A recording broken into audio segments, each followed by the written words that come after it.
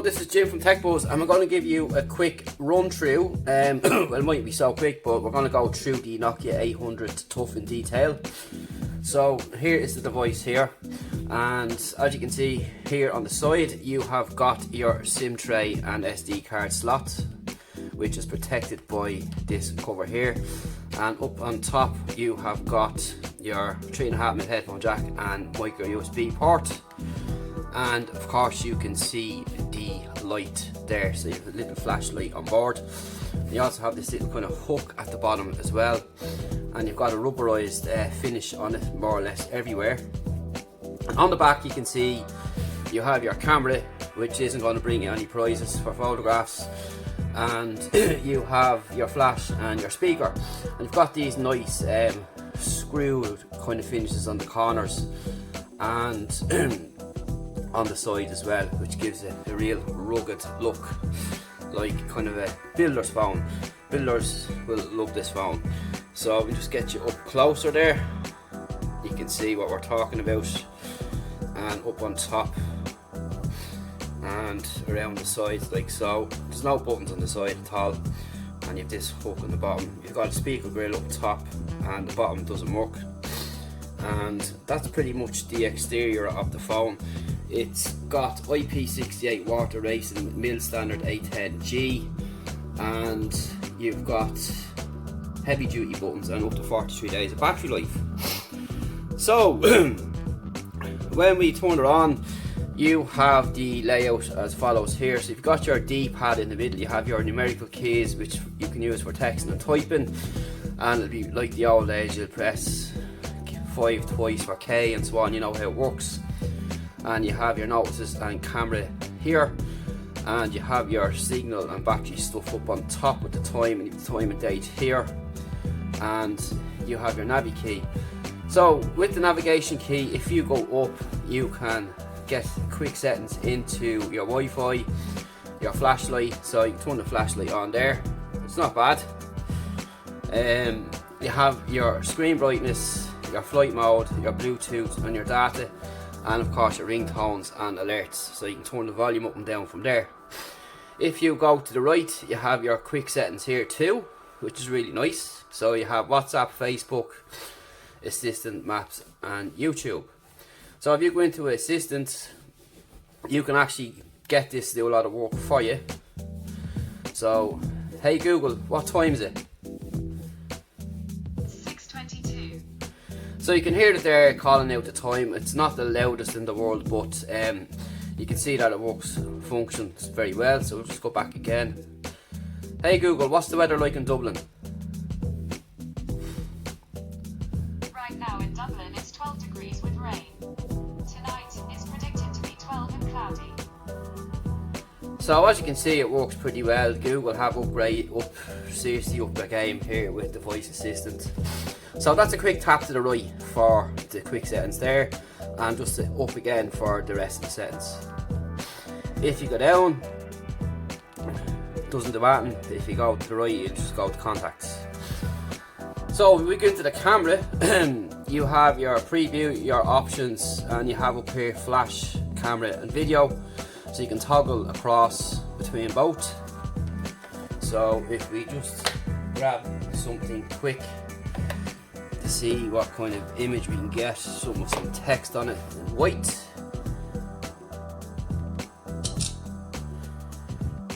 and we'll put the flash on.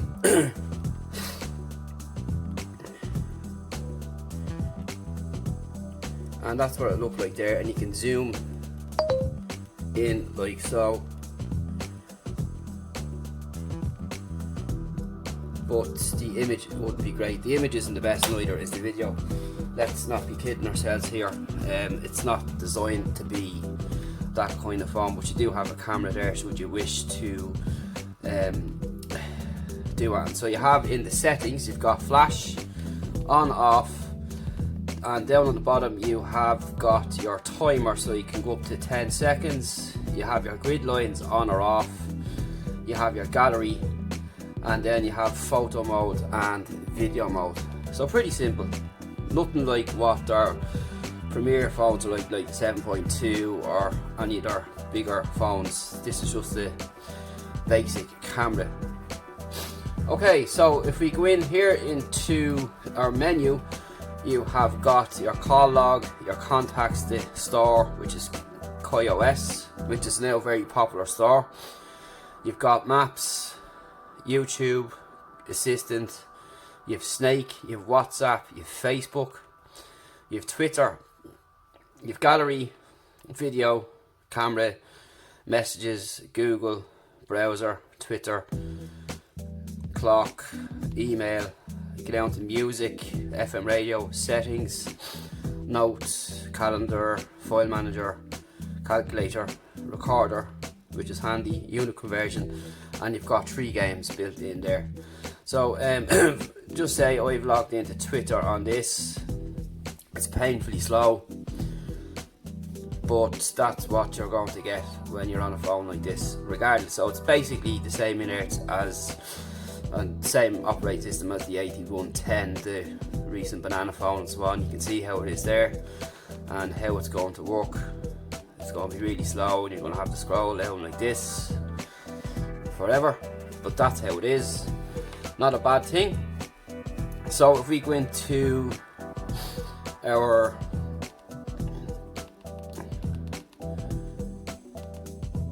settings, what we have in here is our sound, display and search, notices, date and time, language input methods. For connectivity, you have your airplane mode, mobile network and data, Wi-Fi, Bluetooth, geolocation. If you go into privacy and security, you have the usual, you have screen lock, you have app permissions, do not track, that's automatically on, so you might want to change that when you go into it. Browsing privacy and about iOS.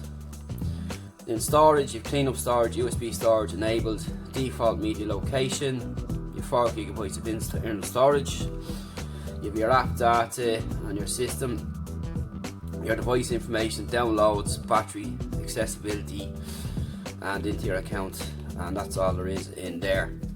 So that's pretty much what's in there. So if you go into music, there's nothing in there obviously, but what we can do is we can go to the ringtones and give you a listen to the tones that's on the phone itself.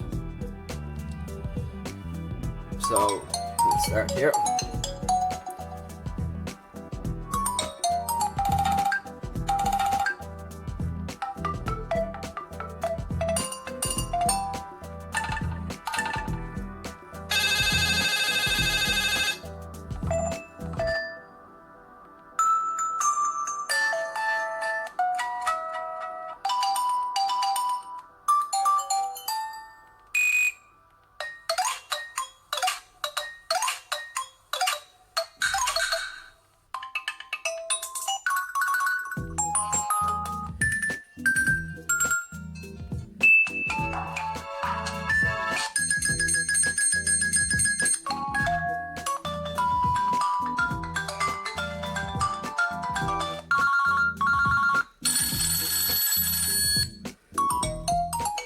So that's basically all there is for the ringtones.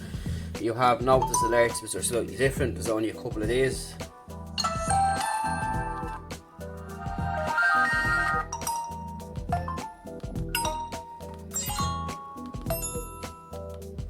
And that's it for the ringtones inside. So then you have your display settings, so you can change your wallpaper, your brightness in there, and then you can search through settings in there in personalization. So in short, that's basically what's inside. You've got a small enough screen, you have a radio on board, you have a file manager, your calendar, your notes, and you have some games thrown on there for some good measure. So all in all, not bad. It's a handy phone. It's also kind of a detox phone as well. Plus it's also someone who's working in a kind of a hectic environment. This thing can take anything. It can work underwater. We've tested this at the launch event. It can take phone calls underwater, and it is water resistant, as we've said earlier on, which is pretty cool. With 4G, you've got basically everything on it, but a toned down version if you want to call it that. You have the iOS store and Google Assistant, which is pretty handy. So just those shortcuts again, I like this idea here. You can just scroll across to these here and you're given access to them straight away. The system works, as you see, we've tested it, pretty cool. And if you go into options, you can uninstall. And I think basically that's it. Notices there, that would be for probably your updates. You have your quick message button there and your call log, and these top two keys here will vary per app for functionality. So in different apps they'll offer you different things, they don't necessarily mean the same thing across the board, such as back, because you have a back button here and a double tap. If you hold in the centre of the D-pad, I think I was able to get the Google Assistant to work. Now it comes up contacts, it must have been something, yeah, there it is there now. But anyway, everything is working perfectly fine. It's decent enough phone for the price. It's an ideal phone for bringing away, or if you're a builder, something that's going to be protected no matter what you throw at it. It's water resistant. I tried bouncing off the ground just for fun, but yeah, it was fine, didn't damage, nothing stopped working on it. And it's got a really nice grip on it as well, which is important. But again, it's going to be able to take a knock. The keys are nice and tactile, they're big, you can't miss them. Even for someone with big hands, these keys are actually quite good.